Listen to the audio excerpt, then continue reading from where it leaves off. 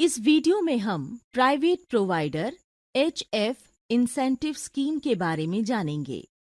आइए हम private provider HF incentive scheme के बारे में समझते हैं। इस योजना का उद्देश्य प्राइवेट प्रोवाइडरों और मुखबिरों को इंसेंटिव प्रदान करना है।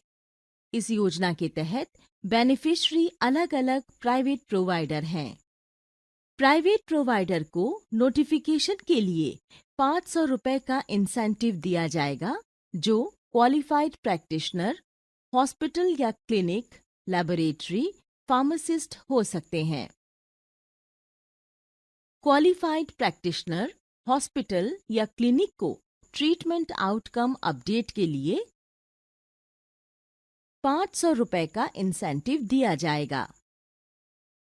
पब्लिक सेक्टर हेल्थ फैसिलिटी के लिए एक संभावित टीबी मामले को रेफर करने और पॉजिटिव टेस्ट के परिणाम के लिए मुखबिर, कोई भी व्यक्ति हो सकता है, को 500 रुपए प्रदान किए जाते हैं। वर्तमान में निक्षय यूजर को टीबी पेशेंट्स की नोटिफिकेशन के लिए और ऐसे ही डायग्नोसिस के लिए पब्लिक सेक्टर लेबोरेटरीज को मामलों, सूचना देने को रेफर करने के लिए भी केवल प्राइवेट हेल्थ फैसिलिटीज को भुगतान करने में सक्षम बनाता है। डायग्नोसिस के प्रति रेफरल के लिए अन्य मुखबिरों को भुगतान करने की एबिलिटी और टीबी पेशेंट को सेल्फ नोटिफिकेशन के लिए बाद में उसी योजना के भीतर जोड़ा जाएगा। फिलहाल इन्हें पीएफएमएस द्वारा मैनुअल रूप से भुगतान करने की आवश्यकता है। इस योजना के तहत निक्षय में भुगतान प्रोसेस करने के लिए 6 स्टेप्स का पालन किया जाना है। पहला स्टेप प्राइवेट प्रोवाइडर का रजिस्ट्रेशन है। टीबी पेशेंट्स को सूचित करने में सक्षम होने के लिए प्राइवेट प्रोवाइडर को निक्षय में रजिस्टर होना चाहिए।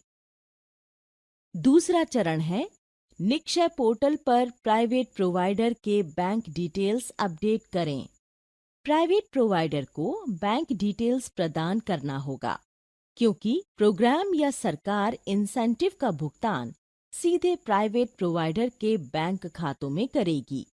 यूजर बैंक खाता एक सेविंग बैंक अकाउंट होना चाहिए, क्योंकि निक्षय पीएफएमएस अन्य सभी प्रकार के खातों को रिजेक्ट करता है। इसलिए यूजर को केवल सेविंग बैंक अकाउंट प्रदान होता है। तीसरा चरण डीबीटी चेकर द्वारा बैंक डिटेल्स का अप्रूवल है।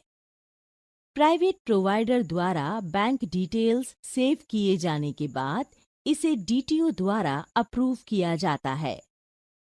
ये तीनों स्टेप्स रजिस्ट्रेशन, प्राइवेट प्रोवाइडर के बैंक डिटेल्स का अपडेट और डीबीटी चेकर द्वारा बैंक डिटेल्स का अप्रूवल वन टाइम एक्टिविटी है। चौथा चरण है बेनिफिट्स का ऑटो जनरेशन।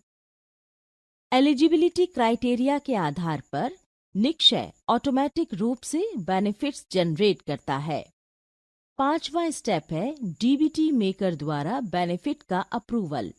यहाँ टीओ लेवल पर डीबीटी मेकर को रिलीज करने से पहले बेनिफिट्स को मंजूरी देनी होगी।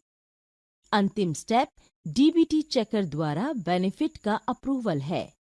एक बार डीबीटी मेकर द्वारा बेनिफिट को मंजूरी मिलने के बाद ये डीबीटी चेकर लॉगिन पर पहुंच जाता है, जहां इसे डीटीओ द्वारा अनुमोदित किया जाता है। चूंकि ये बेनिफिट्स पीएफएमएस में एक्सेप्ट किए जाते हैं, इसलिए इन्हें डीए लॉगिन के माध्यम से पीएफएमएस में अप्रूव किया जाना है। ये private provider HF incentive scheme को समझने की प्रक्रिया को पूरा करता है।